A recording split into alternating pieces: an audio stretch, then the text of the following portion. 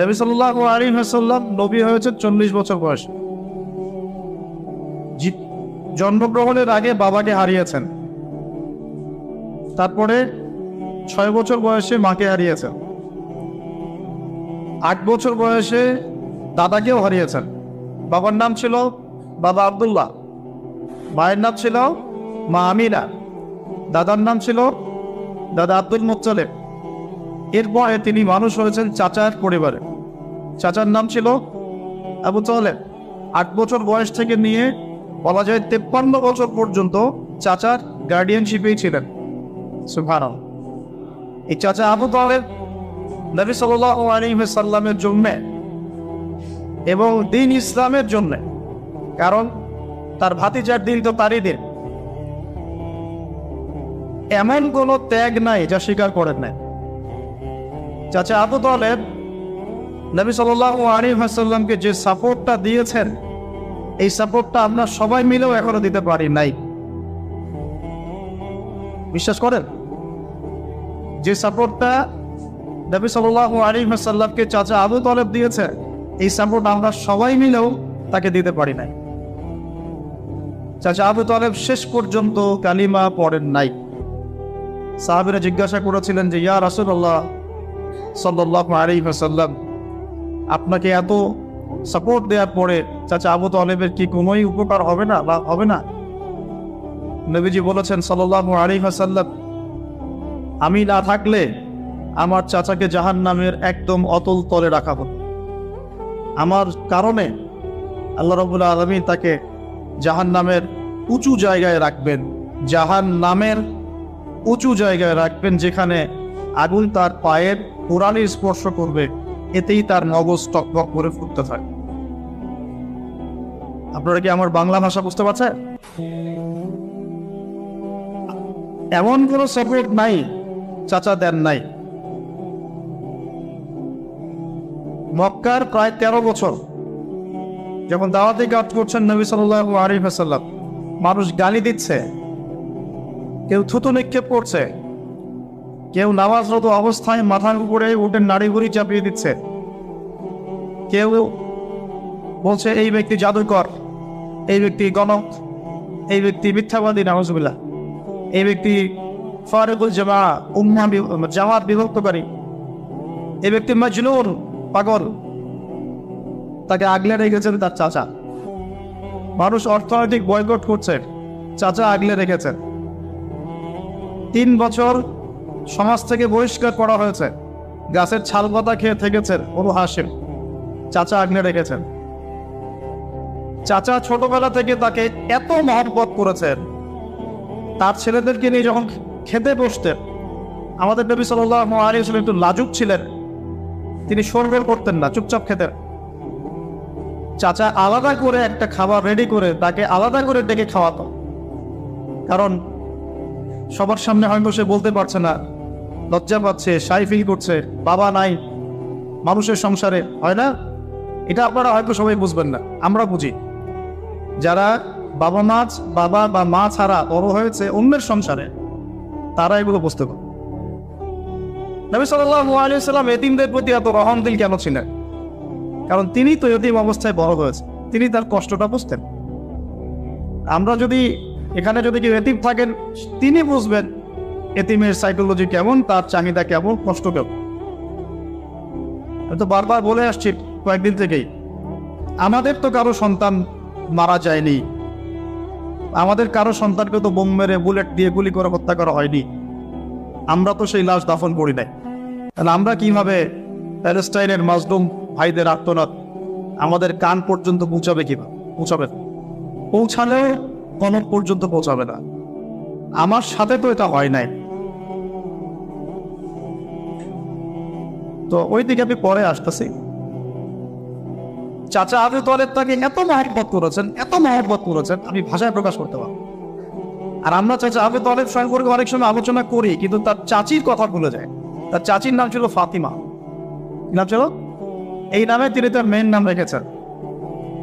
এই ফাতিমা তার চাচি নবী সাল্লাল্লাহু আলাইহি ওয়াসাল্লামকে আলাদা করে ডেকে খাওয়াতেন, মহব্বত করতেন। তিনি কিন্তু তার সন্তান না, অন্য কারো সন্তান। একজন মেয়ের পক্ষে অন্যের সন্তান মানুষ করা চারটাকারই কথা না। সতীনের সন্তানই সহ্য করতে পারে না, আর অন্য মানুষের সন্তান নিজের মতো করে মানুষ করা একটা মেয়ের পক্ষে এত সহজও না। এই কাজটা চাচি করেছেন। আমি একটা জায়গায় আসতে চাচ্ছি, এত কিছু করার পরেও, সমাজের মানুষের অত্যাচার নির্যাতন সব থেকে ভাতিজাকে প্রোটেক্ট করার পরেও শেষমেশ তিনি কালিমা লা ইলাহা ইল্লাল্লাহ সাক্ষ্য দেন নাই। শেষ মুহূর্তে নবী সাল্লাল্লাহু আলাইহি ওয়াসাল্লাম বারবার বলছিলেন, হে চাচা, খালি কালিমা পড়েন, আমি আপনার জন্য আল্লাহর কাছে সুপারিশ করব। ব্যাস ব্যাস। তো তিনি শেষ পর্যন্ত কালিমা পড়েন নাই। দরকার নাই, আলোচনা শুরু হয়ে গেলে ব্রেকআপ করেন না। তো শেষে কি হলো, কালিমাটা পড়ার হলো না? হলো না।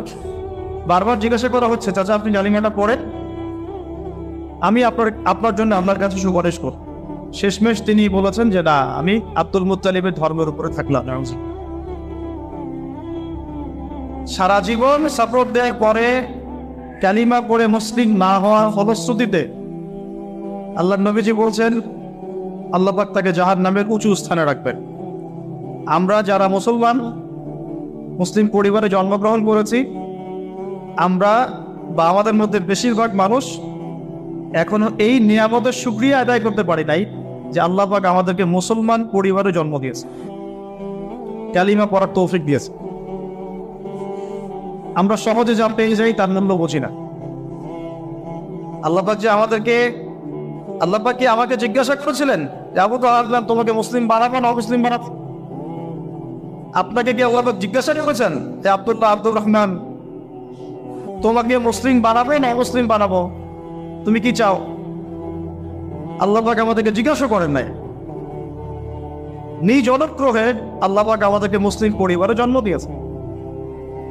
সেই মুসলিম পরিবারের মানুষ এখন কালিমা লা ইলাহা ইল্লাল্লাহের সঠিক মর্মও জানে না, তাওহীদও জানে না, শিরকও চিনে না, ইমানের রকমগুলোও বোঝে না, ইমানের মূলনীতিও বোঝে না, ইমান ভঙ্গের কারণও বোঝে না, কোনো কোনো ক্ষেত্রে রেজে কৌশলে মাসলা মাসাইলও জানে না।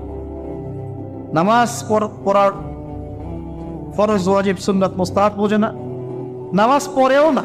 মাশাআল্লাহ, জুমার দিনে নামাজ পড়তে আসে অনেকেই, ঈদের দিনে প্রথম দেখা যায়, আর জানাজার নামাজে প্রথম দেখা। আর দেখা যায় যারা এরকম নামাজ কালাম পড়ে না, তাদের জানাজা আবার 3-4 বার হয়। নামাজগুলো মনে বাকি শোধ করে পড়ে, রোজা রাখে না, যাকাত তো মাশাআল্লাহ প্রায় উঠে গেছে বললেই চলে সমাজ থেকে। বাংলাদেশের ধনিক শ্রেণীরা যদি যাকাত দিত, 10টা পদ্মা সেতু বানানো যায়। বিশ্বাস করতেছেন না? ধনীরা যদি সত্যি সত্যি যাকাত দিত, যাকাতের টাকা পদ্মা সেতুতে দেওয়া যাবে কিনা সেটাও একটা মাসালা। আমি একটা এক্সাম্পল দিলাম আর কি। যাকাতের টাকা তো ওইটা করা যাবে কিনা, এটা তো একটা মাসালা, তাই না? যাকাতের খাত তো 8টা, ইন্নামা সাদাকাতু লিল ফুকারা ওয়াল মাসাকিন ওয়াল আমিলিনা আলাইহা ওয়াল মুআল্লাফাতি কুলুব ওয়া ফির রিকাব ওয়া ফি সাবিলিল্লাহ, এরকম কয়েকটা খাত আছে। আমি একটা এক্সাম্পল দিলাম, যদি বাংলার মানুষ ধনিক শ্রেণী ঠিকঠাক যাকাত দিত, বিশ্বাস করেন সমাজে আপনি দরিদ্র মানুষ খুঁজে পেতেন। আর যাকাত ভিত্তিক অর্থনীতি চালু আপনি করতে পারবেন, রাষ্ট্রীয়ভাবে পারবেন না। বলে কেন পারবেন না? কারণ প্রত্যেকটা রাষ্ট্রের উপর জাতিসংঘের নিয়ন্ত্রণ আছে। আমি ভাই খোলামেলা কথা বলার মানুষ, যদি কারো পছন্দ না হয় কিছু করার নাই, আমাকে বলতে হবে। আপনি আমার সাথে একমত হন বা না হন, অ্যাটলিস্ট শুনেন, পরে সত্য মিথ্যা আপনি যাচাই করেন, মানা না মানা আপনার কিছু। আমি জাস্ট বলতেছি, আমি তো আপনার মস্তক দখল করতে পারবো না, আমরা তো খুবই দুর্বল। কোন রাষ্ট্রের পক্ষে ইসলামিক আহকাম, হুকুম আহকাম, শরিয়া, ওয়াজ এগুলো বাস্তবায়ন করা সম্ভব না যতক্ষণ সে জাতিসংঘের আন্ডারে আছে। সোজা কথা। তালেবান পারলো কেন? ওর আন্ডারে নাই, ও কারো সাথে চলে না। সুবহানাল্লাহ। আবার অনলাইনে মাঝে মাঝে দেখি কিছু কিছু শায়েখ আছে, বলছে যে তোমরা ওদেরকে জামাই মনে করো, এই করো, তোমাদের আকীদা ঠিক নাই। তালেবানদেরকে যে পজিটিভ ভাবে দেখে সেও তাকে মুনাফিক। কি বুঝলেন? যারা বিগত 20 বছর ধরে কুফারদের সাথে সশস্ত্র জিহাদ করলো তারা হচ্ছে মুনাফিক। কি সুবহানাল্লাহ বলবেন নাকি? যারা বিগত 1 বছর 2 বছর না 20টা বছর ধরে খেয়ে না খেয়ে নিজেদের সামর্থ্য অনুযায়ী জালেমদের বিরুদ্ধে যার যা ছিল তাই নিয়ে দাঁড়িয়ে গেছে, যুদ্ধ করতে করতে করতে করতে বলা হয় যে প্রত্যেক 5টা বাড়িতে একটা করে শহীদ আছে। 5টা বাড়িতে একটা করে শহীদ আছে, 10টা বাড়িতে কারো পা নাই, কারো হাত নাই। 20 বছর কি কম সময় নাকি? অগণিত ব্যান্ডিং হয়েছে পাকিস্তানের মাটি ব্যবহার করে। যখন পারভেজ মোশাররফ ক্ষমতায় ছিল ওই জায়গাটাকে সে বেস ক্যাম্প করে দিয়েছে, যে আমেরিকান বিমান এখান থেকে ফ্লাই করবে, ওখানে বোম ফেলবে। আমাদের মুসলিম ভাই, ঠিক আছে? ওই যে আল্লাহ রাহিবান একটা কথা বলেছেন, তুজ জৈসা দোস্ত হো তো দুশ্মন কি ক্যা জরুরত। তোর মতো বন্ধু থাকলে আর শত্রুর কি দরকার। এটা আমরাও ফিল করি এই দাওয়াতের মাঠে কাজ করতে গিয়ে, তুজ জৈসা দোস্ত হো তো দুশ্মন কি ক্যা জরুরত। তো যাই হোক, তো এরকম 20 বছর যারা একটা জালেম সভ্যতার বিরুদ্ধে যুদ্ধ করেছে, ওরা হয়ে গেছে এখন মুনাফিক। আর এরা হয়ে গেল এখন সহি আকীদার মানুষ। তাহলে যে সহি আকীদার এই কথা বলা হচ্ছে, এটা যে কত বড় ভুল আকীদা সেটা বোঝার কি আর বাকি আছে? উম্মার ক্রান্তি লগ্নেই ইমানদার আর মুনাফিক চেনা যায়। যখন উম্মার একটা সংকট চলে তখন আপনি চিনতে পারবেন কারা ইমানদার কারা মুনাফিক। ভালো অবস্থায় আপনি বুঝতে পারবেন না, সব স্বাভাবিক আছে মনে করেন, এখন আপনি বুঝতে পারবেন না আসলে কে ইমানদার কে মুনাফিক। উম্মার উপর কোনো বাধা বিপত্তি আসলে তখন বুঝতে পারবেন যে আসলেই কে ইসলামের পক্ষে আছে, কে ইসলামের বিপক্ষে আছে, আর কে ভিতরের উপরে শয়তানি করতেছে। আমাদের আলোচনার টপিক এটা না, টপিকে আসতেছি। আমি একটা কথা বলতে চাচ্ছিলাম, আল্লাহ পাক যে আমাদেরকে জিজ্ঞেস না করেই মুসলিম পরিবারে জন্ম দিয়েছেন, এই নেয়ামতের শুকরিয়া আমরা আদায় করতে পারবো না যদি সারা জীবন সেজদায় পড়ে থাকি। এখন থেকে নিয়ে আমরা শুধু তাওহীদের অনুসারী হয়েছি, এই কৃতজ্ঞতাই আমরা আদায় করতে পারবো। আমরা দিনের জন্য কিছুই করি নাই, আমাদের দ্বারা ইসলামের বড় বড় খেদমত হয়েছে এমন না। আবু তালেব একা যা করেছেন, আমার মতো 100 জন আবু তালেব তা করতে পারে নাই, পারবে না। এটাই সত্য কথা। আবু তালেব কোন অবস্থায় মরেছেন? যখন চতুর্দিক থেকে আল্লাহর নবীকে সবাই ছিছি করছে, গালিগালাজ করছে, হত্যার জন্য চেষ্টা করছে, পুরো সমাজ একদিকে, আবু তালেব একাই এক। তার কাছে প্রস্তাব দেওয়া হয়েছে, তোমার ভাতিজাকে আমাদের হাতে তুলে দাও, তাহলে আমরা ব্যবস্থা নেব। সে বলছে, আমি আমার ভাতিজাকে তোমাদের হাতে তুলে দিব না যতদিন না আমার দেহ মাটির তলে না যাচ্ছে। হ্যাঁ, তিনি নবীজিকে গিয়ে বলছেন, তা আমার বৃদ্ধ কাঁধের উপর এত বোঝা দিও না ভাতিজা, আমার বয়স হয়ে গেছে, ওরা তোমাকে বলছে তুমি দাওয়াতটা ছেড়ে দাও। নবীজি বলছেন, আমার ডান হাতে যদি চাঁদ এনে দেওয়া হয়, বাম হাতে সূর্য এনে দেওয়া হয়, চাচা আমি এই দাওয়াত ছাড়তে পারবো। হয় আমি এই পথে দাওয়াত দিতে দিতে আমার এই দিন বিজয়ী হবে, না হলে আমি হালাক হয়ে যাব। তখন কি হবে? তখন তিনি বললেন যে ওরা তোমার দিকে আসতে পারবে না দলে দলে, যতক্ষণ না আমি আবু তালেব দাফন হচ্ছি মাটির তলে। কথা বুঝতে পারছেন? এখন মূল কথাটা হচ্ছে, আমরা যারা মুসলিম পরিবারে জন্মগ্রহণ করেছি, এরপরেও আমরা তাওহীদের জ্ঞান অর্জন করছি না, শিরক থেকে দূরে থাকছি না, নামাজ পড়ছি না 5 ওয়াক্ত ফরজ নামাজ, যাকাত দিচ্ছি না, সওয়াব রাখছি না, প্রোটেস্ট্যান্ট মুসলিম হয়েছি, Protestant version of Islam follow করছি, ইসলামের দাওয়াতের কাজ করছি না, দিনের বিজয়ের কোনো ফিকির করছি না। সত্যি কথা বলতে আমাদের দুনিয়াতে থাকাচ্ছে না থাকাই বা, আমরা এখন গরু ছাগল। বিশ্বাস করেন আমার কথা, আল্লাহ পাক এই শব্দই বলেছেন সূরা আরাফ, সূরা আরাফের সম্ভবত 189 নম্বরের 189। ولقد بعد أعوذ بالله من الشيطان الرجيم ولقد ذرأنا لجهنم كثيرا من الجن والإنس। আল্লাহ পাক বলছেন, আমি প্রচুর জিন আর মানুষকে দিয়ে জাহান্নাম পূর্ণ করব। বলি নাউযুবিল্লাহ। লাহুম কুলুবুন, কেন পূর্ণ করব? তাদের কি অপরাধ ছিল? কি অপরাধে করব? লাহুম কুলুবুন, তাদেরকে কলব দিয়েছিলাম, লা ইয়াফকাহুনা বিহা, বোঝার চেষ্টা করে না। ওয়া লাহুম আযানুন, কান দিয়েছিলাম, লা ইয়াসমাউনা বিহা, শোনে নাই। ওয়া লাহুম আ'য়ুনুন, চোখ দিয়েছিল, লা ইউবসিরুনা বিহা, চোখ দিয়ে দেখে নাই, কনক দিয়ে উপলব্ধি করে নাই, কান দিয়ে বলেন শোনে নাই, চোখ দিয়ে দেখে নাই। উলাইকা কাল আনআম, এরা ছিল আনআমের মতো। আনআম কি? আনআম মানে গবাদি পশু, ক্যাটলস, গবাদি পশু। শুধু তাই না, বাল হুম আদল, বরং এর চেয়েও নিকৃষ্ট ছিল। গবাদি পশুকে যে দায়িত্ব দেওয়া হয়েছে ও সেটা পালন করে। প্রত্যেক প্রাণীকে যে দায়িত্ব দেওয়া হয়েছে সেই দায়িত্ব তারা পালন করে, করে কি না? না হলে আমরা এত বড় বড় বড় প্রাণীর সাথে কিভাবে পেরে উঠতাম? একটা গরু নির্দ্বিধায় জীবনকে সঁপে দিচ্ছে, বিদ্রোহ করছে না, করছে? তো আল্লাহ পাক এই কথা বলছেন, উলাইকা কাল আনআম, তারা হচ্ছে গবাদি পশুর মতো, বাল হুম আদল, বরং তার চেয়েও নিকৃষ্ট। কারা উপলব্ধি করে না, দেখে না, শোনে না। এখন আমাকে উত্তর দেন দেখি, আমাদের মধ্যে এখানে কোন ব্যক্তি আছেন যে চোখে দেখেন না, কানে শোনেন না, উপলব্ধি করেন না? আমরা সবাই চোখে দেখি। এই চোখে দেখি কি না? দেখতে পাচ্ছেন তো আপনি? কানে শুনতে পাচ্ছেন কি না? তাহলে আল্লাহ পাক কোন চোখের কথা বলছেন আর কোন কানের কথা বলছেন যেগুলো অন্ধ? বলেন।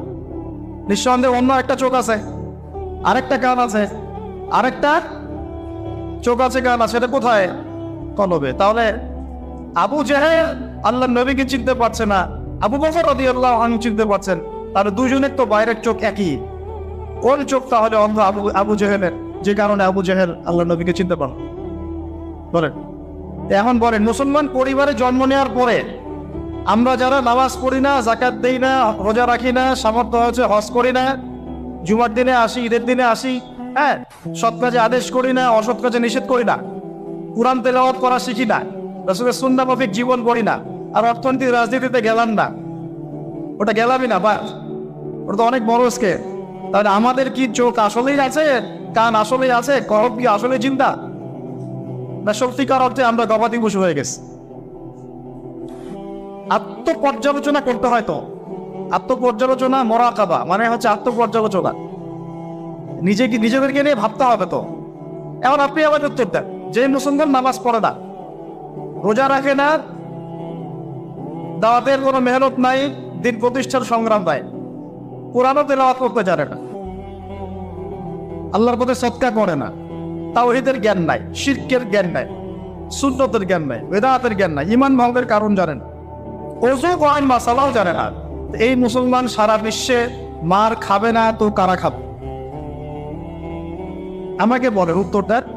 আমার জানা নাই, আমি এগুলো বুঝি না, বুঝতে আসছি। আমি অনেক কিছুই বুঝি না, যে আমার বোঝের সাথে অনেক কিছুই মিলে না। আমার বোঝ এইটা যে মার খাবে না তো খাবে কারা, এটা আমার বোঝ। এখানে যে আমরা বসে আছি, এখানে খাই নাই, সেটাই তো আল্লাহ পাকের রহমত। অনেক আগেই তো আল্লাহর গজব আসা উচিত ছিল। নামাজ তো আগে ছেড়ে দিছো তুমি, যাকাত দাও না, রোজা রাখো না, রাসূলের সুন্নাতের কোনো খবরই নাই, প্রতিদিন ক্লিন শেভ করতেছো তুমি, আল্লাহ রাসূলের সুন্নতকে জবাই করতেছো, প্রতিদিন করতেছো, কোরআন দেখতেছো, বাইকে করে মেয়ে নিয়ে ঘুরতেছো, ইউনিভার্সিটিতে গোল হয়ে বসে আছো, মেয়েদের সাথে আঙ্গি মারতেছো। Sorry for my language. Available তো এগুলো হচ্ছে, অ্যাভেলেবল। মেয়েরা জেনা করতেছে, বহু ছেলে পেলে। এখন বিয়ে তো কঠিন, এই জন্য এই পথটা বেছে নেয়। এই পথটা সহজ, 5 দিন 7 দিন একটা মেয়ে কিনে ঘুরলে দেখা যায় যে ওই বিছানায় চলে যাওয়া যায়। এখন তো এই যুগ চলতেছে, খুব দিক করে, কিন্তু তাদের সংখ্যা নিতান্তই কম। আর তাদের মধ্যে আবার বিভক্তি আছে, অনৈক্য আছে, আপোষে হিংসা, বিদ্বেষ, পরশ্রীঘাতকতা আছে। তারা আবার ইউনাইটেড না। তো বদর দেশবাসীর জানা উচিত যে বদরের যুদ্ধ হয়েছে দ্বিতীয় হিজরিতে। কত হিজরি? দ্বিতীয় হিজরিতে। আল্লাহ নবী সাল্লাল্লাহু আলাইহি ওয়াসাল্লাম এই চাচায়ের সংসারে মানুষ হয়েছেন প্রায় 53 বছর পর্যন্ত। এই চাচাই তাকে বিয়ে দিয়েছেন 25 বছর বয়স। তার আগে চাচার ব্যবসা তিনি সামলেছেন। ওই ব্যবসার এক কাফেলা খাদিজা রাদিয়াল্লাহু আনহার অর্থ ছিল। এই ব্যবসা দিয়ে তাকে টেস্ট করলেন, দেখলেন আমানতদার, সুদর্শন, মাশাআল্লাহ উন্নত চরিত্রের মানুষ, উন্নত রুচিবোধের মানুষ, আল্লাহ আমিন, বিশ্বস্ত। বিয়ের প্রস্তাব পাঠালেন, চাচা বিয়ে দিয়ে দিলেন। তার সাথে খাদিজা রাদিয়াল্লাহু আনহা। তখন তার বয়স কত ছিল? 25। তার বয়স কত? 40। আর আমাকে এই সেকুলার সমাজকে আমরা বলতে চাই, আমি বলতে চাই অ্যাটলিস্ট, মনে করেন কথার কথা যে আমার স্ত্রীর বয়স 40, আমার বয়স 25, কারণ আমরা একে অপরকে মহব্বত করি, ভালোবাসি, আমরা সংসার জীবনে হ্যাপি, সুখী, এবং আমাদের সন্তান সন্ততিও হচ্ছে। এমন না যে আমরা মেডিকেল সায়েন্সের ভাষায় এই দিকে আমরা অক্ষম। মহব্বত আছে, দুজন দুজনকে পেয়ে সুখী, একে অপরকে ভালোবাসি, সন্তান হচ্ছে। আপনার কোনো সমস্যা? আমি আমার এই ম্যারিড লাইফে আমরা হ্যাপি, আপনার কোনো সমস্যা? আমার স্ত্রীর বয়স 40, আমার বয়স 25। মনে করেন আমার বয়স এখন কত চলছে? 32-33 হবে আর কি, সূর্যের হিসাবে। কিন্তু বয়স কিন্তু ফিক্স হয় চন্দ্রের হিসাবে, আমরা সূর্য হিসাব করি। এখন ধরেন আমি একটা বিয়ে করলাম, ধরেন তো স্ত্রীর বয়স মনে করেন 16 বছর। কত? মনে করেন 16 বছর। 16 বছর একটা মেয়ের কি হাইজ হয়? হাইজ বোঝেন? আচ্ছা, সে কি সন্তান জন্মদানে সক্ষম?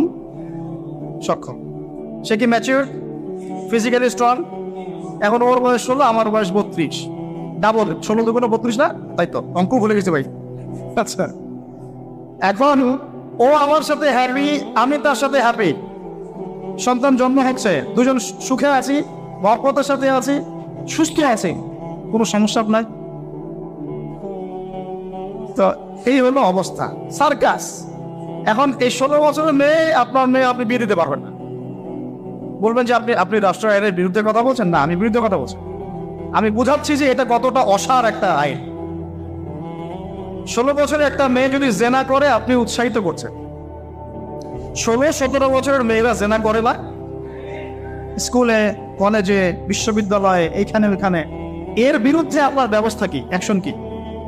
কিন্তু 17 বছর একটা মেয়ে যদি বিয়ে করে, আপনি তো কাজীকে ধরে জেলে দিয়ে দিবেন।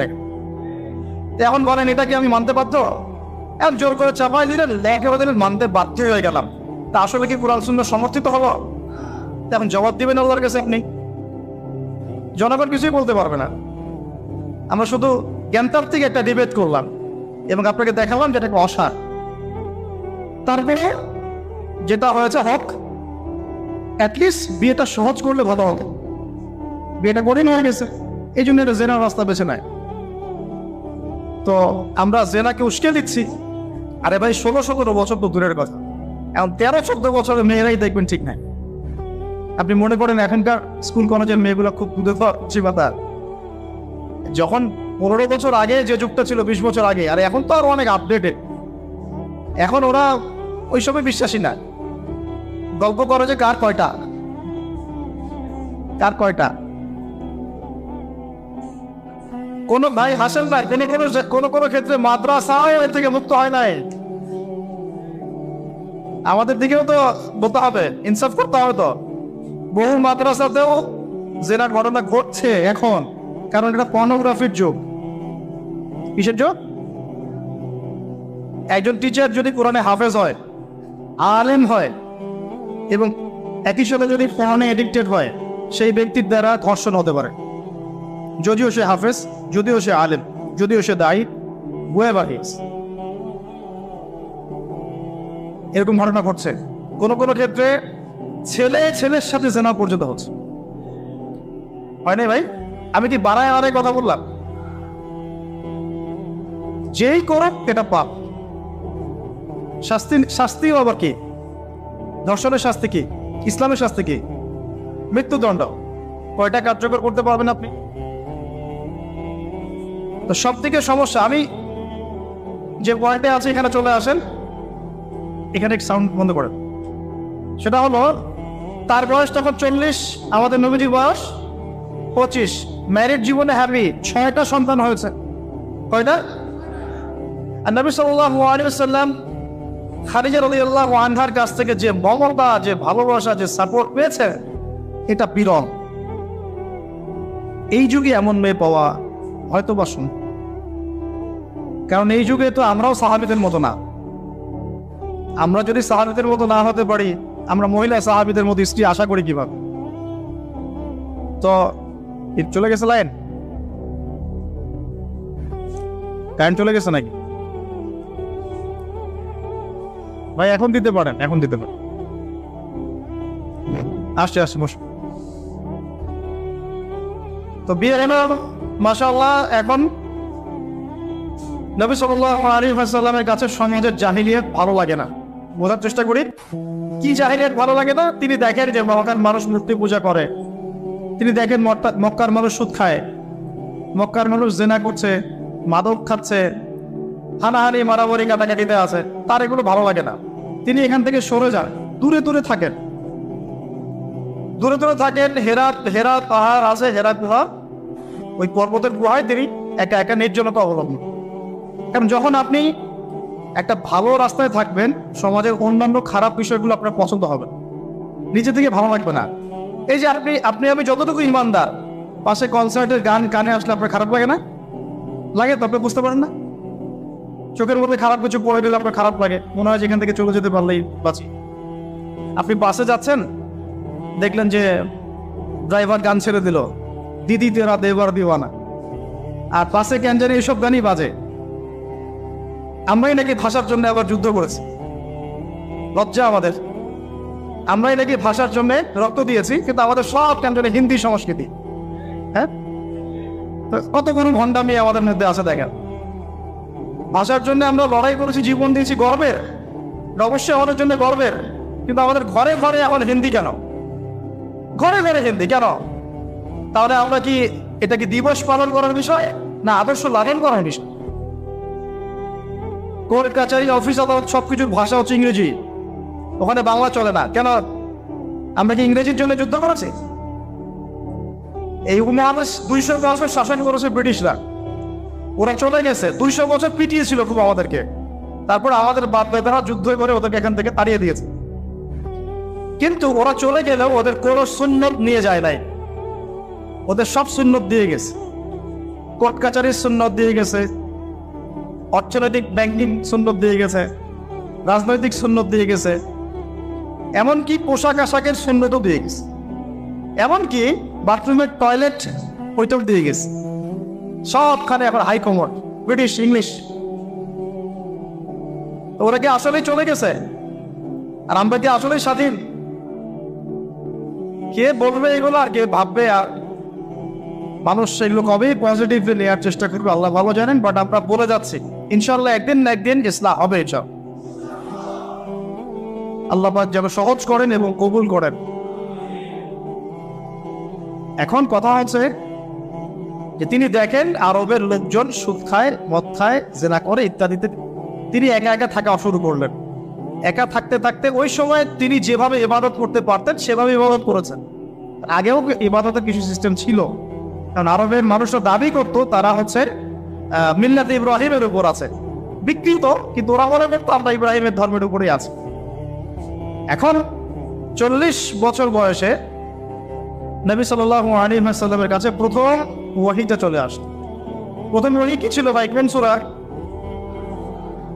সূরা আলাকের কত নম্বর আয়াত? প্রথম আয়াতটা, প্রথম ওহীটা কি সংক্রান্ত ছিল? নামাজ পড়ো, রোজা রাখো, হজ করো, যাকাত দাও, মূর্তি পূজা করো না। কি বলেছেন আল্লাহ পাক? ইকরা বিসমি রাব্বিকাল্লাযী খালাক।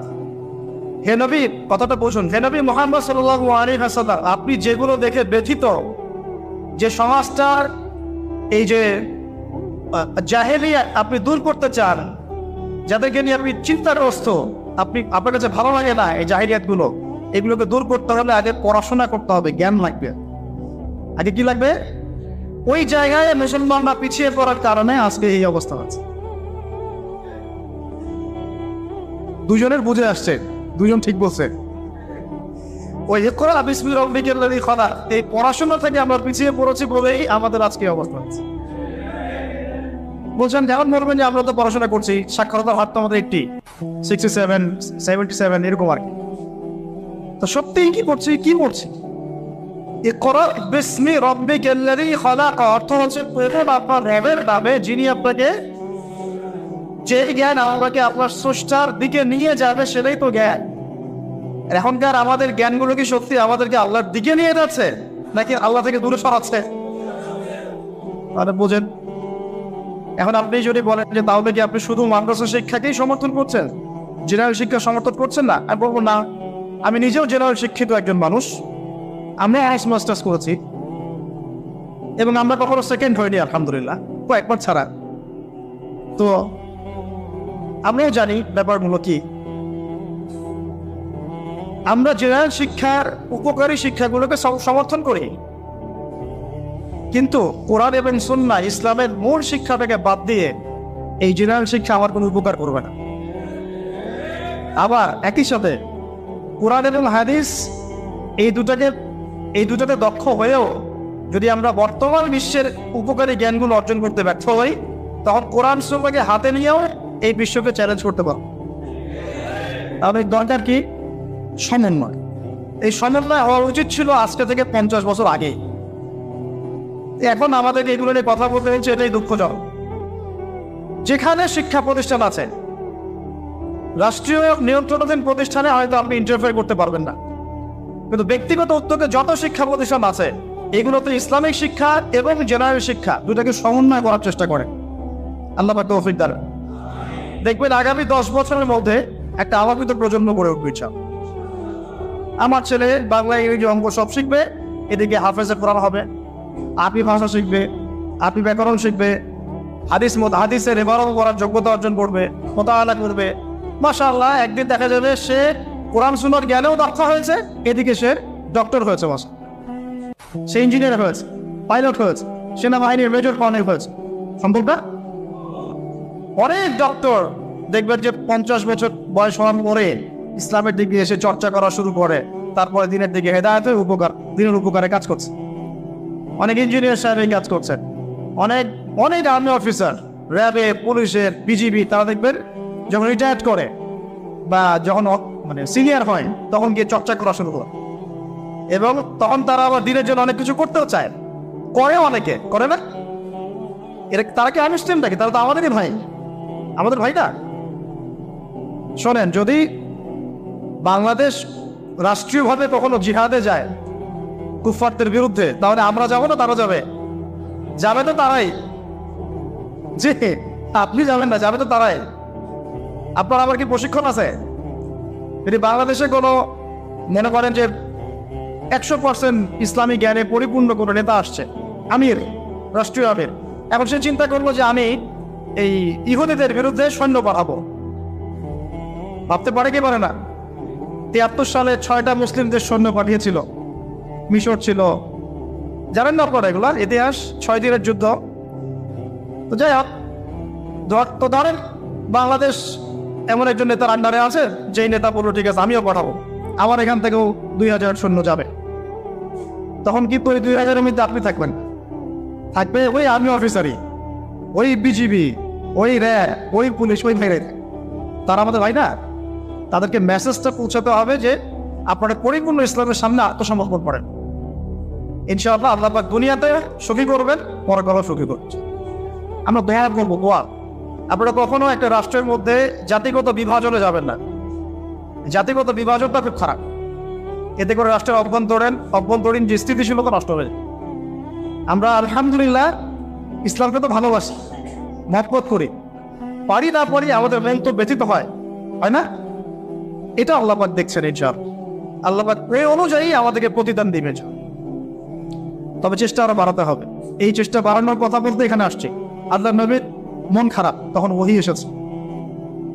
ওহী প্রাপ্ত হওয়ার পরে নবী সাল্লাল্লাহু আলাইহি ওয়াসাল্লাম একটু ভীত, একটু সন্তুষ্ট। তখন খাশিতু আলা নাফসি। বাংলাদেশে যত সিরাতের বই আছে না, তার 80% সিরাতের বই আপনি পাবেন। ওই সময় নবী সাল্লাল্লাহু আলাইহি ওয়াসাল্লাম এতটা ভীত সন্তুষ্ট হয়ে গিয়েছিলেন, কয়েকবার তিনি চিন্তা করেছেন যে আমি পাহাড়ের উপর উঠে নিজেকে শেষ করে ফেলবো। এটা নিয়ে বিশাল ইস্যু সৃষ্টি করে ফেলছে বাংলাদেশে। হ্যাঁ, আর রাহিকুল মাকতুম বলেন, আর যে কোনো বড় বড় সিরাতের গ্রন্থ বলেন, এটা যদি লিখা না থাকছে আমি বক্তব্য দেওয়া ছেড়ে দিন। বাসায় গিয়ে দেখেন, চেক করে, রাইটারে লিখেছেন। এটা আমাদের কথা না।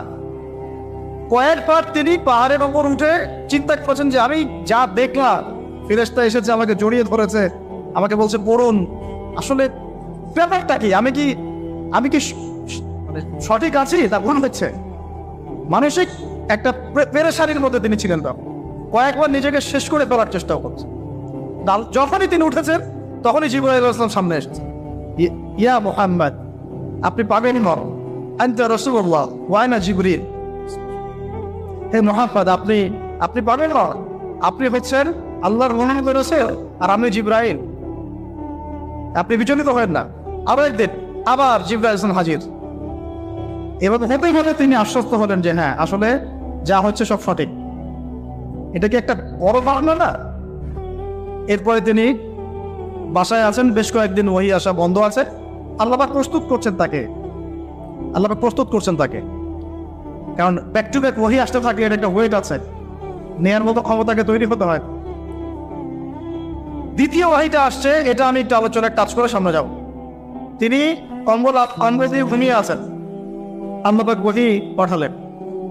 যখন ওহী পাঠাচ্ছেন, খাদিজা রাদিয়াল্লাহু আনহা দেখছেন যে নবী সাল্লাল্লাহু আলাইহি ওয়াসাল্লাম একটু অস্বাভাবিক আচরণ করছেন। তিনি বলেছেন, আপনি শুয়ে পড়েন, রেস্ট নেন। নবীজি বলছেন, আমার এখন রেস্ট নেওয়ার সময় নাই। আল্লাহ পাক আমাকে বলেছেন, ইয়া আইয়ুহাল মুদ্দাসসির, হে কম্বল আবৃত রাসূল, কুম, উঠে দাঁড়ান, ফানজির, মানুষকে সতর্ক করে। তো কুম ফানজির অর্থ মানে এই না যে বিছানা থেকে উঠে মাটিতে দাঁড়ান। মানে হচ্ছে আপনার কাছে যা আসছে সত্য, এটা দ্বীনে হক, আল্লাহর পক্ষ থেকে আসছে। অতএব আপনি এই সত্যের বাণী নিয়ে সমাজের মধ্যে দাওয়াতে গেছে নেবেন। ফানজির, মানুষকে সতর্ক করেন। রব্বাকা ফাকাব্বির, আপনার রবের তাকবীর পাঠ করেন। ওয়া সিয়াবাকা ফাতাহহির, আপনার কাপড় পরিচ্ছন্ন রাখেন। কাপড় মানে শুধু বাইরের পোশাক না, ভিতরের হৃদয়ের পোশাকটাও। ওয়া রিজসা ফাহজুর, যত অনার্থক বিষয় আছে ছেড়ে দেন।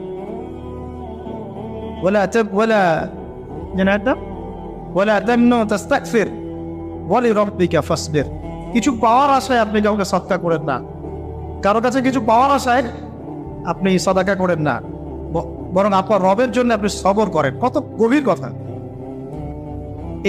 এটা নিয়ে কিন্তু আলোচনা খুব বেশি হয় না। আমরা আলোচনা করি প্রথম ওহীটা কি ছিল, এটা দ্বিতীয় ওহী ছিল। উঠুন, সতর্ক করুন। আপনি যা ভাবছেন এরকম কিছু না। আপনি নবী, আপনি শেষ নবী। এই মহাবিশ্বে আপনার মতো কোনো নবী আসে নাই। আপনি সর্বশ্রেষ্ঠ নবী, আপনি সর্বশ্রেষ্ঠ আল্লাহর অনুসারী, আপনার উম্মত হচ্ছে সর্বশ্রেষ্ঠ উম্মত। আপনি উঠুন, মানুষকে সতর্ক করুন, কাপড় পবিত্র রাখুন, অনর্থক বিষয় ছেড়ে দেন, আল্লাহর জন্য সবর করেন, আল্লাহর জন্য তাকবীর পাঠ করেন, বলুন আল্লাহু আকবার। এই শুরু হলো মিশন। এই মিশন শুরু হওয়ার পরে 13 বছর, কয় বছর ভাই? 13 বছর মক্কায় তিনি প্রথম 3 বছর গোপন দাওয়াত দিয়েছেন, তারপরে প্রকাশ্য দাওয়াত দেওয়া শুরু করেছেন। এই প্রকাশ্য দাওয়াত যখনই দেওয়া শুরু করেছেন, বাস সমাজে কনফ্লিক্ট লেগে গেল, হক আর বাতিলের লড়াই। তিনি যাদেরকে নিয়ে দাওয়াত দিচ্ছেন, আবু বকর সিদ্দিক, উসমান বিন আফফান, আব্দুর রহমান বিন আওফ, তালহা বিন উবাইদুল্লাহ, সাদ ইবনে আবি ওয়াক্কাস, বেলাল ইবনে রাবাহ, আব্দুল্লাহ বিন মাসউদ, এরকম সাহাবী 40 জন বা 80 জন। আর নিজের ঘরে আছে স্ত্রী, আলী ইবনে আবি তালেব, যায়েদ ইবনে হারেসা, জাফর বিন আবি তালেব। আর এই দাওয়াত যখন চলতে লাগলো, সমাজের মানুষ প্রকাশ্য রূপ যখন ধারণ করলো, এই পক্ষে আছে আবু জাহেল, আবু লাহাব, উতবা, শাইবা, রাবিআ, আশরাক বিন শারীক, এরকম কিছু মানুষ। ঠিক আছে, এমন কনফ্লিক্ট যে এটা কিছুতেই মিউচুয়াল হচ্ছে না, কিছুতেই হচ্ছে না। সিরাত পড়তে হবে আপনাদেরকে, একটা লেকচারে সবকিছু তো বলা যাবেই না, সময় আমাদেরকে অ্যালাউ করবে না, পাশাপাশি আমারও এনার্জি করবে না। ঠিক আছে, এমন কোনো কষ্ট নাই যা তাকে দেওয়া হয়, সাহাবীদেরকে দেওয়া হয়। অর্থনৈতিক বয়কট, উত্তরাধিকার থেকে বঞ্চিত করা, বাড়ির থেকে পিটিয়ে বের করে দেয়া, হ্যাঁ, উল্টা ঝুলায় লটকায় রাখা, আমাদের রিমান্ডগুলোর মতো, শারীরিক নির্যাতন, মানসিক কষ্ট তো আছেই, তো মানসিক কষ্ট তো আছেই, বলার তো আর অপেক্ষা রাখে না। তারপরে কেউ বেচাকেনা করবে না, চলাফেরা করবে না, সামাজিক বয়কট। রাস্তা দিয়ে গেলে মানুষ টিটকারি মানে যে পাগল যাচ্ছে, এই যে জাদুকর যাচ্ছে। ব্যাপারটা বোঝার চেষ্টা করে, মানে এমন কোনো নির্যাতন নাই যা করা হয় নাই। আমি ক্ষুদ্রকারে দেখেছি প্রায় 14 বা 15 বার আল্লাহর নবী সাল্লাল্লাহু আলাইহি ওয়াসাল্লামকে হত্যা করার চেষ্টা করা হচ্ছে, প্রায় 14-15 বার। তাকে হত্যা করার চেষ্টা করা হয়েছে। আর তাকে সারা জীবনে প্রায় এরকম 15-16টা গালি খেতে হয়েছে। সারা জীবনে কাকে খেতে হয়েছে? যে মানুষের আগেও কোনো গুনাহ নাই, পরের কোনো গুনাহ, যিনি সব কষ্ট করছেন শুধু উম্মতের জন্য। কারণ তিনি তো মাকামে মাহমুদে যাবেন, জান্নাতুল ফিরদাউস আলায় যাবেন। তার কি নিজের দেশের জন্য এই কাজগুলো করা? 13টা বছর যখন এভাবে নির্যাতিত হতে হলো, এই যে বলা হচ্ছে সাহাবীদেরকে গলায় দড়ি দিয়ে রাস্তায় হেঁচড়ে নিয়ে আসা হয়েছে, উত্তপ্ত বালুর মধ্যে শুয়ে উপরে পাথর চাপা দেওয়া হয়েছে, আগুনের কয়লা জ্বালিয়ে দেওয়া হয়েছে, উপরে শুয়ে দেওয়া হয়েছে, গায়ের চামড়া এবং গোশত চর্বি এগুলো গলে গলে কয়লা নিভে গেছে। আমরা কি ইমাজিন করতে পারি? কি আপনারা তো ফেসবুকে ঢুকলে গাজার চিত্রগুলো দেখছেন, বাচ্চাকে নিয়ে দৌড়াচ্ছে, বোনদের অবস্থা, ভাইদের অবস্থা। কিছুটা আজ করতে পারেন কি আসলে কি হয়েছিল 1400 বছর আগে? এগুলোই হয়েছে। এগুলো ইসলামের চিরায়তের সুন্নত। হকপন্থীদের উপর এগুলো আসবেই। যদি না আসে, ওয়াল্লাহি আপনি হকপন্থী না, ওয়াল্লাহি আপনি হকপন্থী না। আপনি প্রোটেস্ট্যান্ট ভার্সন অফ ইসলামে আছেন অথবা মডার্ন ইসলামে আছেন, এটাও ঠিক ওটাও ঠিক। আমি মাঝামাঝি থাকবো। আমি এটা ফখর করে বলছি না। পশ্চিমের কয়েকটা কান্ট্রি থেকে আমাকে অফার করা হয়েছিল মালয়েশিয়া সফরের পরে, যে আমাদের এখানে আসেন, দাওয়াতি কাজ করেন, মানে দাওয়াতি কাজ করেন মানে কনফারেন্স, এইভাবে কনফারেন্স করেন। মালয়েশিয়া যেমন হয়েছে আমরা আয়োজন করতে যাচ্ছি, 7 দিনের জন্য আসেন, 3 দিনের জন্য আসেন, ঠিক আছে? আমি বললাম যে আমার লেকচার কি শুনছেন কোনোদিন আপনারা? তো বলে না, বিভিন্ন ক্লিপ দেখেছি, পুরো লেকচার তো শোনা হয়নি। তো বললাম যে আগে ইউটিউব চ্যানেল থেকে সব লেকচারগুলো শুনেন, তারপর যদি মনে হয় যে ওখানে গেলে আমি সেফ, তাহলে নিয়ে যান। যদি মনে হয় যে এইসব লেকচার দেওয়ার পরে ওই সভ্যতায় গিয়ে কেউ সেফ থাকতে পারে, আমাকে আবার গুয়ান্তানামায় পাঠিয়ে দিবে না, আবু গারিব কারাগারে পাঠিয়ে দিবে না, তাহলে নিয়ে যান। তো এখন পর্যন্ত রেসপন্স করেন না। তো মশের ইসলামের সুযোগ পাই ইসলামে পশ্চিমা আদমে আমরা মনের পেয়ে যাবো, ওদের আদর্শে চলবে, আমাদেরটাও চলবে, তালগোল পাকায় একটা ভীষণ 2030 বানাবো, এইসব ইসলাম চলবে না। বুঝতে পারছেন না খবর? ইসলাম চির প্রাচীন, চির নতুন, চির আধুনিক, এর কোনো ব্যতিক্রম ব্যর্থ হয় না। ওর মূলনীতির কোনো পরিবর্তন হবে না। ওর মূলনীতির জায়গায় থাকবে, কিন্তু হয়তো প্রযুক্তিগত উন্নয়ন হতে পারে, শাখা প্রশাখাগত কিছু পুরো এই পার্থক্য আসতে পারে, কিন্তু আসলে কোনো পার্থক্য আসবে। তো যে কথাটা বলেছি, এটা চিরায়ত সুন্নত যে নির্যাতনটা মক্কায় হয়েছে। যদি না হয়, বুঝে নেবেন যে আপনার বা আমার ইসলামিক চলাফেরার মধ্যে কোনো একটা ল্যাকিংস আছে, বা আমরা Protestant version of Islam follow করছি। এটা হচ্ছে মুযাবযাবিনা বাইনাহুম, মানে এদিকেও না ওদিকেও না, দুটার মাঝখানে।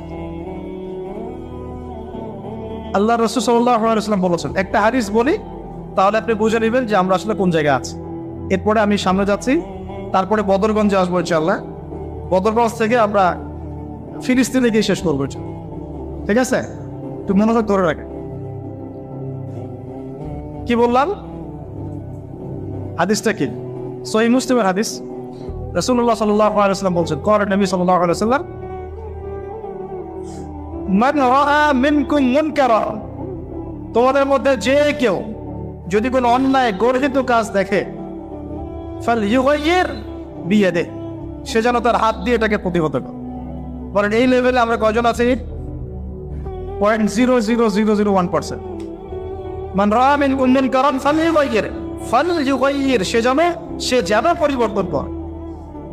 এমন না যে সামর্থ্য হলে পরিবর্তন কইরো, মানে যাদের হাত দিয়ে প্রতিহত করার ক্ষমতা আছে তারা যেন অবশ্যই হাত দিয়ে প্রতিহত। এখানে ধরেন একটা জেনা হচ্ছে, নাউজুবিল্লাহ, বা একটা নোংরামি হচ্ছে, ফাহিশাগুলো কাজ হচ্ছে, এখানে যদি সর্বোচ্চ দায়িত্বশীল তিনিও এখন গিয়ে কিছু বলার অধিকার রাখেন না। বলতে গেলে তিনি 10 বার চিন্তা করেন যে বলতে কি হইতে পারে, তাই না? বিষয়টা বাজারের মধ্যে ধরেন সুদের একটা জুয়া হচ্ছে, জুয়া, কেউ কিছু বলতে পারে না। মসজিদ এখানে ধরেন পাশের বাসায় বিয়ের অনুষ্ঠান হচ্ছে, আর বিয়ে মানেই তো জেনা দিয়ে শুরু হলো, ধুমধার একটা গান বাজতেছে। ঢাকা শহরে বিশ্বাস করেন না, এই অত্যাচারে থাকা দেন, মানে একটা ফ্ল্যাট ধরেন 14 তলা বা 10 তলা, তো এই 10 তলার মধ্যে 5 তলার সদস্যের বিয়ে, ও ছাদটা হায়ার করে নিল, নিয়ে এমন জোরে ধুমধারাক্কা মিউজিক শুরু করবে যে পুরো এলাকার প্রত্যেকটা ঘরে ঘরে যেন সাউন্ড, মানে ওর উপর যেন ওয়াজিং করা হয়েছে, সবার কানে গান বাজনা পৌঁছায়। কিন্তু কিছু করার নাই, আপনি বেচতে যান, উল্টা আপনার উপর চড়া হবে। হুজুর আসছে, বেশি বেশি কোন, আমরা মুসলমান না, আমরা আর ইসলাম ফলো করি না বলতে আসছে। আপনি বাসায় যান, নিজের ঘর ঠিক করেন, বলবেন। তো হাদিসের এই শব্দের বাক্যের আওতায় আমরা আছে কিনা একটু ভাবেন। যদি এভাবে কেউ প্রতিহত করতে না পারে, দ্বিতীয় সেন্টেন্স হাদিসের, সে যেন তার জবান দিয়ে প্রতিহত কর। আজকে জবান নিয়েও কি মানুষ প্রতিহত করছে? বরং চোখের সামনে জুলুম দেখছে। আজকে মৃতের সংখ্যা 6,857 জন। আজকে গাজার মৃতের সংখ্যা 6,857 জন। একটু আগে আমি খবর দেখে আসছি। এরপরে কিছু মানুষ মুসলিম ভাইদের বিপক্ষে অবস্থান নিয়ে ফতোয়াবাজি শুরু করেছে বাংলাদেশ। আমি বলেছি আপনারা মুনাফিক তখনই চিনতে পারবেন যখন ওই একটা সংকটময় অবস্থায় থাকে, তার আগে চিনতে পারবেন। এরাই কয়দিন আগে আমাদেরকে খারেজি বলতো, যারা এখানে মাজলুমদের বিপক্ষে ফতোয়া দিচ্ছে, ঘুরিয়ে ফিরিয়ে বলার চেষ্টা করছে যে হামাসেরই ভুল হয়েছে, ইসরায়েল ঠিক আছে, কেন তুই হামলা করতে গেলি? না করতে গেলে তো ওরা হামলা করতো না। যুক্তি এটা না, কেন তুই হামলা করে যুদ্ধ করতে গেলি আর 1400 মানুষকে কেন মাননি, 1400 ইহুদি কেন মাননি?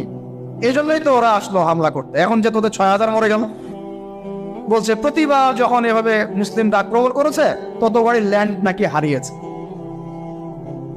আমি আমার কোশ্চেন করে বলছি, তো এদের ইমানি লেভেল তো তলানিতে আছেই, ইতিহাসের সামান্যতম জ্ঞান এদের মধ্যে নাই। ফিলিস্তিন সংকট নিয়ে ইনশাল্লাহ আপনারা অনেক বইপত্র বাজারে পাবেন, বাসায় গিয়ে পড়াশোনা করে দেখেন, বা ইনশাল্লাহ আমরাও কিছু নিয়ে আসার চেষ্টা করব। আপনাদেরকে দেখাও যে এই ধরনের সংগঠনগুলো যখন তৈরিও হয় নাই, হামাসের মতো সংগঠনটা যখন সৃষ্টিও হয় নাই, তার আগেই তারা মোটামুটি 56% জায়গা দখল করে দিচ্ছে। তো ওই সময় কেন করছে বেটা? ওই সময় তারা আক্রমণ কেন করেছিল? 1914 থেকে 18 সাল থেকে শুরু করে এই যে শুরু হলো, প্রথমে ব্রিটেনের হাত ধরে ঢুকেছে, তারপরে নাজদি, ওখানে যে আয়রে সাউদের নাজদিয়া ছিল কিছু, এরা তুর্কিদের বিরুদ্ধে বিদ্রোহ করেছিল, তখন ঢুকেছে এই যে জায়নিস্টরা। ঢোকার পর অল্প অল্প করে প্রথমে 3%, 2%, 6% করতে করতে করতে করতে এই 48 সাল পর্যন্ত আসতেই 50 থেকে 56% জায়গা দখল। ওই সময় কি হামাস ছিল? ওই সময় কি ইন্তেফাদা হয়েছে? ওই সময় কি দফায় দফায় এরকম মিসাইল ছোড়া হয়েছে? যেখানে ইহুদি খ্রিস্টানদের সাংবাদিকরা ওরা পর্যন্ত পশ্চিমা মিডিয়াতে এগুলো নিয়ে কথা বলছে যে এটা মানবতা বিরোধী অপরাধ হচ্ছে, মানুষকে নির্মমভাবে হত্যা করা হচ্ছে, হাসপাতালে বোম মারা হচ্ছে, বাচ্চাদেরকে হত্যা করা হচ্ছে, ওই সঙ্গে মুসলমান নামধারী কিছু শায়েক দেখি এদের বিরুদ্ধে কথা বলছে, মুজাহিদ ভাইদের বিরুদ্ধে কথা বলছে। তাহলে ওই যে বললাম তো যে বেশ তো দুশ্মন কি আছে না, তো এই ব্যক্তির কাছে আমাদের আকিদা শিখতে হবে। আকিদা শেখার কেউ নাই বাংলার মাটিতে, এই পুরো উপমহাদেশে আকিদার দাস দেওয়ার আর কেউ নাই। তারা যখন এখানে ছিল না, তাদের চেহারা যখন মানুষ দেখে নাই, তখন মানুষ আকিদা শেখে নাই। ব্রিটিশ আমলে আমাদের বাপদাদাদের আকিদা ঠিক ছিল না। সুবহানাল্লাহ। এখন এই মুনাফিকি মানহাজটাকে বলা হচ্ছে সহি মানহাজ, আর যারা মুজাহিদ, যারা হকের পক্ষে, তাদেরকে বলা হচ্ছে খারেজি, এদের আকিদা ঠিক। উদ্বোধন হবে অ্যাক্সিডেন্ট আলেন দিয়ে, জান্নাত কিন্তু উদ্বোধন হবে। এই হাদিসটা জানেন না আপনারা ওলামায়ে কেরাম? আপনারা তো আমার চেয়ে অনেক ভালো জান। প্রথমে একজন শহীদ কি করছো? জীবন দিয়ে দিয়েছি, শহীদ হয়ে গেছি। ভুল, ক্যাদেট, মিথ্যা কথা বলছো। এই জন্য শহীদ হয়েছিল যাতে মানুষ তোমাকে বড় বীর বলে, আমার জন্য তুমি জীবন দাও নাই, যাও দান দেবে। আরেকজন কি করেছো? অনেক দান করেছি, মানুষ দানবীর বলে। আল্লাহ বলছেন যে মিথ্যা বলছো, মানুষ যেন দানবীর বলে এই জন্য দান করেছে। দান করার সময় সতর্ক থাকেন, লোক দেখায় দান করে না। আর ইলেকশনের আগে আগে তো দানটা বেশি করেন আপনারা, তা আমরা এই সুযোগটা নিব। অবশ্য আমরা বেশি বেশি দান নিবো এখন তাদের কাছ থেকে, ঠিক আছে? তাদেরকে ইনভাইট করবো আর তারা বেশি করে নিব। ভুলে না, এই কাজ ভুলেও করবেন না। রিক্সা ভাইয়ের কাছ থেকে সৎকার নিবেন 10 টাকা, মুচি মুচি ভাই, তরকারিওয়ালা, ভ্যান চালক, এদের কাছ থেকে হালাল টাকা থেকে টাকা, ওই ব্যারাক মসজিদ থেকে দিন প্রচার হবে।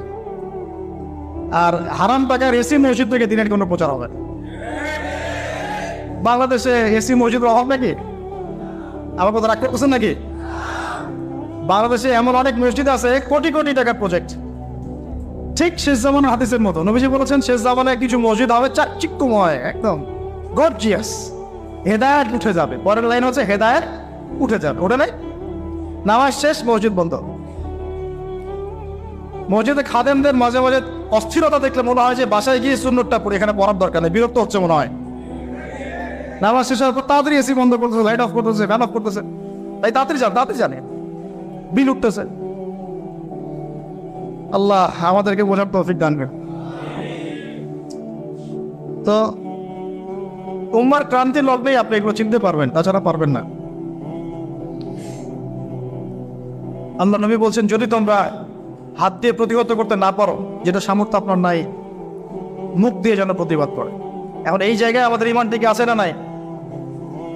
এইসব ইস্যুতে যাদের লেখার ক্ষমতা আছে তাদের উপর লেখা ওয়াজিব, যাদের বলার ক্ষমতা আছে তাদের উপর বলা ওয়াজিব, যাদের আরো বড় কোনো সহায়তা পাঠানোর সুযোগ আছে না এটা পাঠানো তাদের জন্য ওয়াজিব, যাদের রাষ্ট্রীয়ভাবে কিছু করার ক্ষমতা আছে ওইটা করা তার উপর ওয়াজিব, আর যার এসব কোনো কিছুই করার ক্ষমতা নাই তার উপর দোয়া করা ওয়াজিব। আমাদের কি দোয়া করার ক্ষমতা নাই? আল্লাহ পাক শুনবেন না আমাদের দোয়া? এখন আসেন, ফাইল্লাম ইয়াস্তাতি, যদি তোমরা এতেও সক্ষম না হও। আরে বাবা, মুখে কথা বলারও সুযোগ নাই, মুখে বললেও সমস্যা, অবস্থা খারাপ, গর্দান থাকবে না। আবু হুরায়রা রাদিয়াল্লাহু আনহু বলেছিলেন একটা কথা, যে আমি এমন অনেক এলেম জানি যেগুলো যদি আমি এখন বলা শুরু করি আমার গর্দান থাকবে না। সে একই কথা আমাদেরকেও মাঝে মাঝে ইশারা ইঙ্গিতে বলতে হয়। যতটুকু বলছি এতে বুঝে নেন, এর চেয়ে বেশি বলতে গেলে আমাদের গর্দান নাও থাকতে পারে। আর আমি ইসরায়েলের হিস্ট্রি পড়েছি, ওর পুরো হিস্ট্রি মোটামুটি আমি পড়েছি, আর এই লাস্ট এই পুরো এক মাসে আরো বেশি করে পড়েছি। যারাই তাদের এগেনস্টে দাঁড়িয়েছে কথা দিয়ে, কলম দিয়ে, বিভিন্নভাবে, এরা তাদেরকে গুপ্ত হত্যা করেছে। যে ব্রিটেনের হাত ধরে সে এই ক্ষমতা পেয়েছে 1914-1918 দিকে, ওই ব্রিটেন 1933 সালের দিকে ওর বিরুদ্ধে চলে যাচ্ছিল, ফিলিস্তিনিদের পক্ষে চলে আসছিল, তখন ওই ব্রিটেনের অনেকগুলো নেতাকে মেরে ফেলছে। এরা এই জাতি, এরা কোন জাতি? আপনাকে একটা আমি এক্সাম্পল দিয়ে বোঝাই। এরা হচ্ছে নবীদেরকে হত্যা করা যায়। কাদেরকে বলেন? আমি কি মিথ্যা বলছি? কোরআনে যদি এটা না থাকতো তাহলে আপনি বলতে যাবেন মিথ্যা বলছি।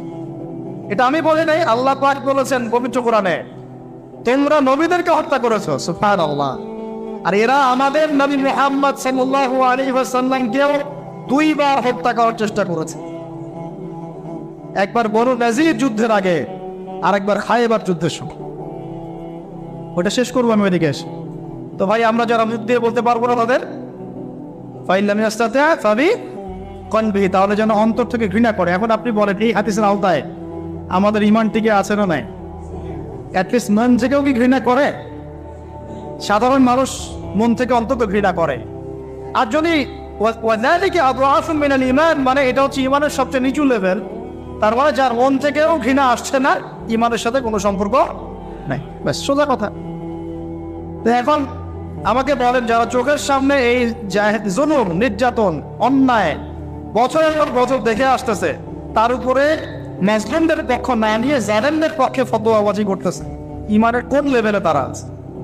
তাদের কাছে আমাদেরকে দিন শিখতে হবে, ওখানে আকীদার দার্স দিতে হবে, ওখানে আমাদেরকে সহিহ শিখতে হবে, সহিহটা শিখতে হবে। আর সমস্ত ওলামায়ে কেরাম মরে গেছে সারা ওয়ান থাকে। আল্লাহর রাস্তায় নিজের আকীদা, নিজের আমল নামাজ ফিকির করেন। কেউ কাউকে বাঁচাবে না কালকে আমাদের মাঠে। যদি এই দুনিয়াতে আমরা হকপন্থী না হতে পারি, শ্বাস চলে গেলে আর হকপন্থী হতে পারে। আমরা কিছু করতে পারবো না। আমরা এখন এখানে বসে দোয়া করতে পারছেন, আপনি হয়তো আপনি মন থেকে ব্যথিত হচ্ছেন, হ্যাঁ, মুখ দিয়ে কিছু প্রতিবাদ করতে পারছেন, ফেসবুকে কিছু লিখতে পারছেন, এই তো আপনার দৌড়। আমাদের দৌড় এই পর্যন্ত না। আমরা তো রাষ্ট্রীয়ভাবে চাপ দিতে পারবো না, ওই জায়গায় আমরা নাই। আমরা তো তাদের প্রতিবেশী রাষ্ট্রও না। যে সীমান্ত খুলে দিবেন, ওরা চলে আসবে রোহিঙ্গাদের মতো, পারবে না। রোহিঙ্গাদের সঙ্গে আমরা সীমান্ত খুলে দিয়েছিলাম না? লক্ষ লক্ষ রোহিঙ্গা আসে নাই, আশ্রয় দেয় নাই। এখন গাজার সীমান্ত আছে মিশরে, ওরা কি খুলে দিয়েছে? বন্ধ, বন্ধ না। তা আমরা তো চাইলে সেটাও করতে পারবো না, ওই রোলও প্লে করতে পারবো। তা আমরা কি করবো? অ্যাটলিস্ট মন থেকে তো আমরা এটার প্রতিবাদ করবো নাকি, ঘৃণা লালন করবো, আল্লাহর কাছে দোয়া করবো, আমাদের মাজলুম ভাইদের জন্য আমরা দোয়া করবো, জালেমদের বিরুদ্ধে বদদোয়া করবো, এগুলো তো করতে পারি। আর যদি এগুলোই না করি, আমাদের দায়িত্ব আমরা এড়িয়ে যাই, কালকে আমাদের মাঠে গিয়ে আমরা জবাব দিতে পারবো? আপনারা ওলামায়ে কেরামদেরকে জিজ্ঞাসা করেন, বড় বড় ওলামায়ে কেরামদের, আহলুল ফেসবুক ওয়াল জামাত কেনা, আহলুল নেফাক ওয়াল জামাত কেনা, ঠিক আছে, আহলুল রিয়াল ওয়াল জামাত এদের কেনা, আহলুল মাল ওয়াল জামাত, এগুলো হকপন্থী ওলামায়ে কেরাম যারা, তাদেরকে জিজ্ঞাসা করবেন, যদি কোনো মুসলমান মেয়েকে তুলে নিয়ে যাওয়া হয়, ফিকহের যে কোনো কিতাব থেকে ফতোয়া নেবেন, যদি কোনো মুসলমান মেয়েকে কেউ অন্যায়ভাবে তুলে নিয়ে যায় মুসলিম রাষ্ট্র থেকে এবং তার শ্লীলতাহানি করে, তাকে রেপ করে, ধর্ষণ করে, তাহলে তার উপর আমাদের হুকুম কি, আমাদের করণীয় কি? ওলামায়ে কেরামকে জিজ্ঞাসা করে ফতোয়া নিয়েন, কি ফতোয়া দেয়। নিঃসন্দেহে তারা বলবে, যদি ওই রাষ্ট্রের সামর্থ্য থাকে, তার এটার বদলা নেওয়া ফরজ। যদি তাকে কোনো কুফার নিয়ে চলে যায়, জিম্মি করে রাখে, তাকে উদ্ধারের চেষ্টা করা ওই মুসলমানদের উপর ফরজ। যদি ওই রাষ্ট্র না করতে পারে, তাহলে প্রতিবেশীর উপর হক করতে হবে, ওর উপর করা ফরজ। যদি সে করতে না পারে, তার প্রতিবেশীর উপর হক করতে হবে, তার উপর করা ফরজ। যদি কেউ না করে, সারা মুসলিম উম্মাহর উপরে তখন দায়িত্ব বর্তাবে, সবার উপরে করা ফরজ। এখন আমি কি পরিসংখ্যান দিব আপনাদেরকে, যে 1918 সাল থেকে এই পর্যন্ত তারা কতগুলো মানুষকে হত্যা করেছে, কতগুলা শিশুকে হত্যা করেছে, কতগুলো মা বোনকে উঠিয়েছে। আমি এখানে 30 পৃষ্ঠা লিখে নিয়ে আসছি, কয় পৃষ্ঠা বলুন? শুধু একটা ঘটনা দেখলেন আপনি, এই যে লাস্ট কয়দিন, 2 সপ্তাহ, এই 2 সপ্তাহে মৃতের সংখ্যা এখন প্রায় 6887 জন। এখানে বেশিরভাগই নারী আর শিশু। আর ইসলামে আমাদেরকে নবী সাল্লাল্লাহু আলাইহি ওয়াসাল্লাম বলেছেন, তোমরা জিহাদের মাঠেও মেয়েদেরকে মারবে না, শিশুদেরকে হত্যা করবে না। এই শিক্ষা কে দিয়েছেন? এটা আপনাকে আমি জাস্ট দুই সপ্তাহের কথা বলছি, জাস্ট 2 সপ্তাহ। আপনি 1918 সাল থেকে নিয়ে এই যে 2023 পর্যন্ত পরিসংখ্যান আমাকে জিজ্ঞাসা করেন না, গুগলে সার্চ দেন, বের করে ফেলেন। 1933 থেকে 1933 থেকে 1939-এর মধ্যে ওখানে প্রায় 1.5 লক্ষ ফিলিস্তিনিকে মারা হয়েছে। বাকিদেরকে ওখান থেকে বহিষ্কার করা হয়েছে। প্রায় 2.5 লক্ষ ফিলিস্তিনি এখন আরব রাষ্ট্রের বিভিন্ন জায়গায় প্রস্তুত মতো আছে। এখন ওই সময় থেকে ওদের বংশধর নিজের দেশ থেকে বিতাড়িত করা হচ্ছে। 14 থেকে 18-এর মধ্যে গণহত্যা চালানো হয়েছে। তারপরে 33 থেকে নিয়ে 41 পর্যন্ত চালানো হয়েছে। 48 সালে আমেরিকার সহযোগিতায় আরো বড় পরিসরে চালানো হয়েছে। তারপরে 54-56 হয়েছে, 63 সালে হয়েছে, 63 সালের পরে 73-এর দিকে হয়েছে, 81-র দিকে হয়েছে, 88-র দিকে হয়েছে। আমি কয়টা বেড়ে শেষ করবো আপনার? আমাদের তো এটা নিয়ে আলাদা নিশ্চয় দেওয়া লাগবে। আমরা কি সংখ্যা হিসাব করবো? 1.5 লাখ, 2 লাখ, 5 লাখ, 10 লাখ, এটা কি হিসাব করা আমাদের কাজ? না আমাদের একজন মাজলুম ভাইয়ের পক্ষে কথা নেই আমাদের কাজ কোনটা? যদি কোনো মুসলিম ভাইকে অন্যায়ভাবে কোনো অমুসলিম রাষ্ট্রে হত্যা করা হয়, বিধান কি? ফিকহের কিতাব থেকে ফকিহদেরকে জিজ্ঞাসা করুন। আপনাদের সভাপতি আপনার হয় না? হ্যাঁ, আপনার হয় না নাকি? উপদেষ্টা আপনার ভাইদেরকে জিজ্ঞাসা করেন যে ভাইয়া আসলে এখানে ফতোয়া কি, দেখবেন তারা কি বলে। ফতোয়া দেন না আপনি, আমি ফতোয়া দিই না কখনো না, বিকজ আমি মুফতি না, কিন্তু আমার জানা আছে ফতোয়াটা কি।